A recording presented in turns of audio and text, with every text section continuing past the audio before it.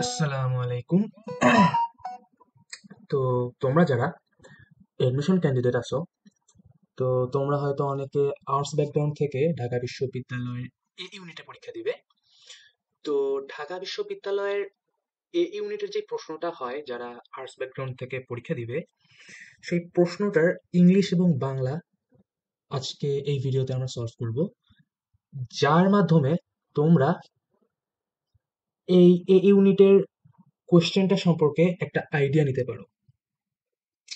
তো এই ইউনিটে তোমাদের বাংলা ইংলিশের পাশাপাশি ইকোনমিক্স থাকবে, স্ট্যাটিস্টিক্স থাকবে অর্থাৎ যেটাকে পরিসংখ্যান বলে, তো সাইকোলজি থাকবে, মনোবিজ্ঞান, দেন ম্যাথ থাকবে।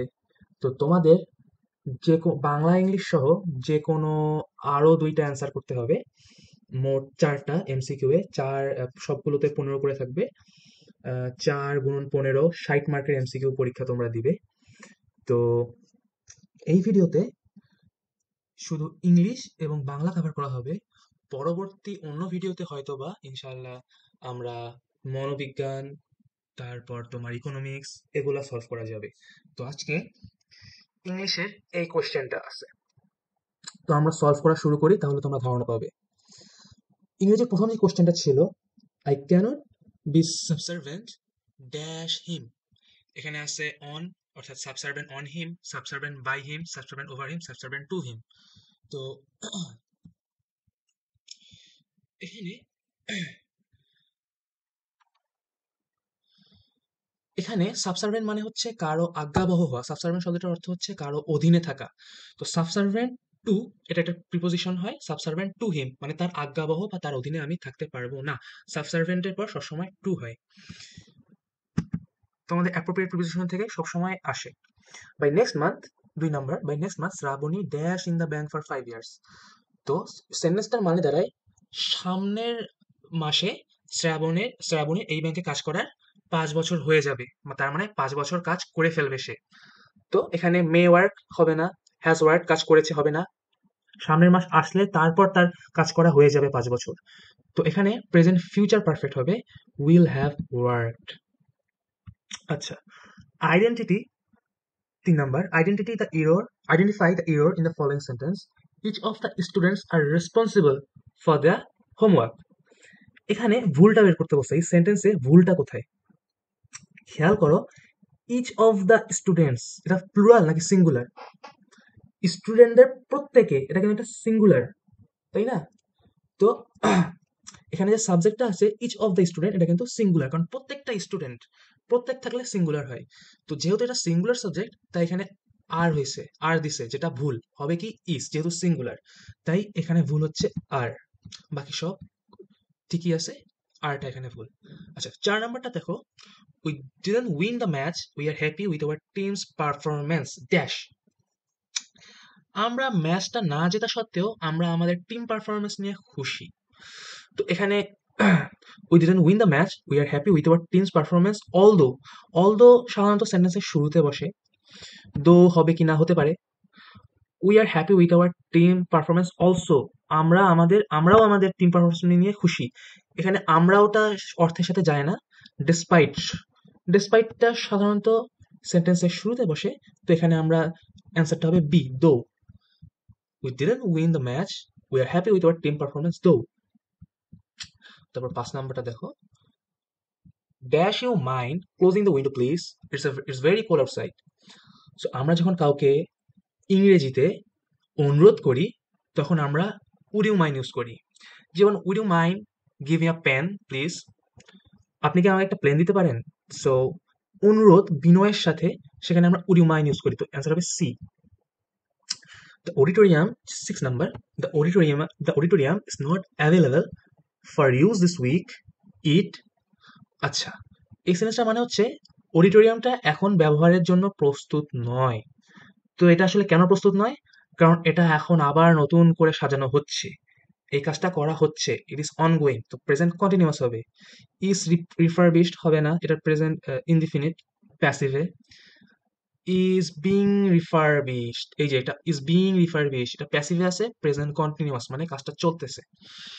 অর্থাৎ অডিটোরিয়ামের কাজ এখন চলমান, এখন এখানে ইউজ করা যাবে না। হ্যাজ রিফারবিশড মানে present perfect, refurbished present indefinite, কোনোটাই সেন্টেন্স স্ট্রাকচারে যায় না, অ্যান্সার হবে বি। ঠিক আছে। The antonym of detrimental. Detrimental হচ্ছে কোনো কিছু ক্ষতিকারক, ডেট্রিমেন্টাল অর্থ দ্বারা কোনো কিছু ক্ষতিকারক, আর বেনিফিশিয়াল অর্থ দ্বারা কোনো কিছু উপকারী। তো এখানে যেহেতু অ্যান্টোনিম চাইছে, তাই ডেট্রিমেন্টাল অ্যান্সার হবে beneficial. Which one is correct? I am to blame for the lapses. It's me. Who is to blame? I is to blame for the lapses. It is me who am to blame. Excuse me. So তোমাদের 8 number যে কোশ্চেনটা ছিল, which one is correct? I am to blame for the lapses. Lapses মানে কি? Lapses মানে হচ্ছে তোমাদের ভুল বা অক্ষমতা। B number, I is to blame for the lapses. I এর পর কখনো is হয় না, সো এটা হবে না। ঠিক আছে। It is me who is to blame. এখানেও মি এর পর সাধারণত অ্যাম হওয়ার কথা, কিন্তু মি এর পর সবসময় অ্যামও হয় না, ইউজুয়ালি হয় না। সব থেকে অ্যাপ্রোপ্রিয়েট অ্যান্সারটা হচ্ছে এখানে A, I am to blame for the lapses. তো এখানে 9 নম্বরে বলা হচ্ছে, that's the man dash I spoke about the job. সেই লোকটি যার সাথে আমি জব নিয়ে বা চাকরি নিয়ে কথা বলেছিলাম। এখানে হুম আছে, টু হুম আছে, হুইচ মানে যেটা বস্তুর ক্ষেত্রে হয়, হুস মানে যার, বা হুস পেন ইজ দিস।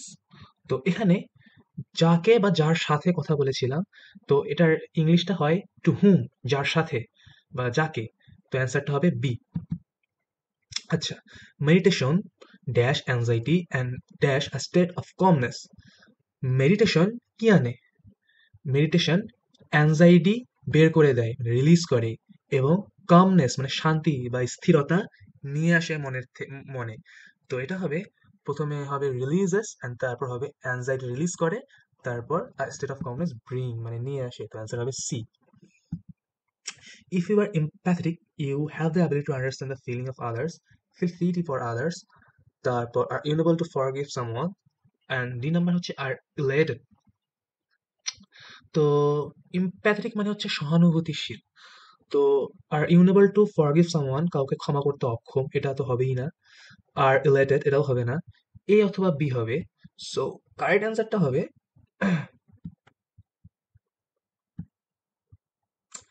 তো ইম্প্যাথেটিক শব্দটা যেহেতু সহানুভূতিশীল, তো কাদের সহানুভূতি থেকে? যারা অন্যের দুঃখ কষ্ট অনুভূতি বুঝতে পারে। তো অ্যান্সার হবে A, have you have the ability to understand the feelings of others. And ethnologist specializes in study of soil classification, study insects, specializes in providing healthcare for animals, and advocates for the protein of the environment. Etymologist তাদের কি বলা হয়? যারা কীটপতঙ্গ নিয়ে কাজ করে। তো অ্যান্সারটা হবে B, studies insects.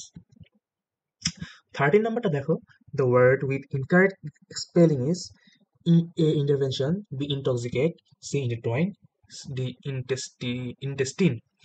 B C D সবগুলো বানানই সঠিক। এ নাম্বারটা ভুল বানান, এখানে চাইছে the word with incorrect spelling. তো এ নাম্বারটা কেন ইনকারেক্ট? কারণ খেয়াল করো, ইন্টারভেনশন বানানে সাধারণত ইন্টারভেনশন বানানে TION হবে, কিন্তু এখানে দেওয়া আছে SION, যার কারণে ইনকারেক্ট হচ্ছে A. It's you sat for the IELTS examination this year. এটা ট্যাগ কোয়েশ্চেন আছে। ইউ স্যাট, তুমি বসেছিলে IELTS এক্সামিনেশনে। বসনি মানে এটা এটা আছে প্রেজেন্ট পাস্ট ইনডিফিনিটে, সো অ্যান্সার হবে didn't you. The synonym of concord is, synonym মানে হচ্ছে সমার্থক, কনকর্ড হচ্ছে মিল থাকা বা কোনো কিছু হারমোনি হারমোনি থাকা বা কোনো কিছুর সাথে কোনো কিছুর সঙ্গতি থাকা। তো অ্যান্সার হবে ডিসকর্ড হবে না, ভেরিয়েন্স মানে ভেরিয়েন্স হবে না, অ্যানিমোসিটি মানে সত্যতা হবে না, অ্যান্সার হবে বি, অ্যামিটি। আচ্ছা, তোমাদের এই ভিডিওটা ইতিমধ্যেই বড় হয়ে গেছে, তো অন্য এক ভিডিওতে বাংলা বাংলা সলিউশন দেওয়া হবে। তো সেক্ষেত্রে তোমরা চেক করবা এই চ্যানেলটা। তো আজ এই পর্যন্তই, ধন্যবাদ।